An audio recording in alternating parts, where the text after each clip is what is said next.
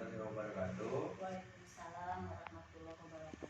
Perkenalkan, nama saya Galadi Permana dari Universitas Muhammadiyah Tasikmalaya.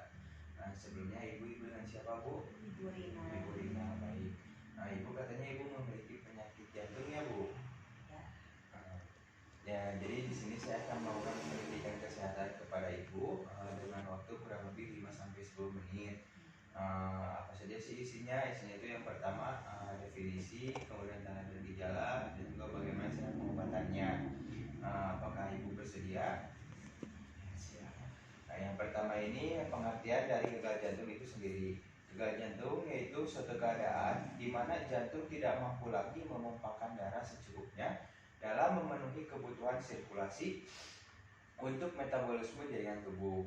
Nah, jadi gagal jantung ini diakibatkan karena gagalnya jantung memompa darah ke seluruh tubuh. Nah, kemudian untuk faktor-faktor penyebab dari gagal jantung itu sendiri, yang pertama adanya penyakit arteri koroner, yaitu pada jantung itu sendiri. Kemudian adanya hipertensi. Nah, kalau misalkan ibu memiliki penyakit hipertensi, maka harus segera diperiksakan sebelum mengalami gagal jantung. Kemudian kardiomiopati, kemudian adanya penyakit pada pembuluh darah, dan adanya penyakit pada jantung kongenital. Kemudian untuk selanjutnya faktor pencetus dari gagal jantung itu, yang pertama itu karena adanya peningkatan asupan garam. Jadi untuk penggunaan garam ibu jangan terlalu banyak. Kemudian yang kedua itu adanya serangan hipertensi ibu. Seperti yang saya tadi bilang, kalau misalkan ada riwayat penyakit hipertensi, ibu harus segera memeriksakannya. Nah, untuk tanda dan gejala dari penyakit jantung, yang pertama itu adanya dyspnea atau suara tambahan, kemudian adanya batuk, mudah lelah, takikardi, dan kegelisahan atau kecemasan. Nah, untuk itu merupakan tanda gagal jantung kiri ya, Bu. Kalau misalkan tanda gagal jantung kanan, yaitu adanya udim atau ekstremitas pada bagian bawah, jadi bengkak-bengkak pada bagian kaki, Bu. Nah, kemudian adanya berat badan yang naik, kemudian adanya anoreksia dan kelemahan. Untuk pengobatannya itu sendiri, yang pertama itu menurut medis, yaitu menggunakan obat cefotaxim dan furosemid. Nah, kemudian untuk tindakan keperawatan, yang pertama itu saya akan menganjurkan kepada ibu untuk banyak istirahat. Kemudian yang kedua itu mungkin untuk terus sering memeriksa tekanan darah ibu, misalkan nadi, tekanan darah, sirkulasinya seperti apa. Itu baik sebelum aktivitas maupun sesudah aktivitas, Bu. Nah, kemudian bantu untuk melakukan aktivitas. Nah, kalau misalkan ibu merasa kelelahan, jangan dipaksakan dan bisa meminta pertolongan kepada keluarga yang lain. Kemudian berikan obat vasodilator indikator. Nah, yang terakhir itu kan ketika ibu merasakan gagal jantung pasti ada rasa sesak napas ya, Bu. Kemudian tekanan darah yang tinggi. Nah, untuk mengurangi dari sesak napas itu ada satu tindakan keperawatan, yaitu dengan melakukan posisi semipolar.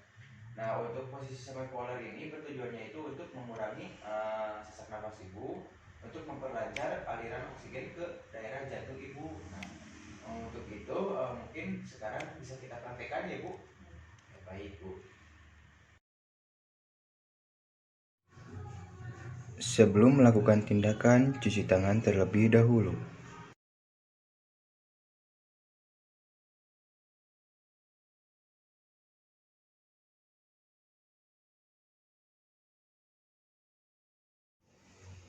Baik, Bu, di sini saya akan melakukan tindakan yaitu melakukan posisi semipolar kepada ibu. Tujuannya itu untuk meningkatkan pola nafas ibu dan juga untuk meningkatkan kadar oksigen yang dialirkan ke jantung ibu. Yang pertama itu harus menyediakan bantal yang lebih, Bu.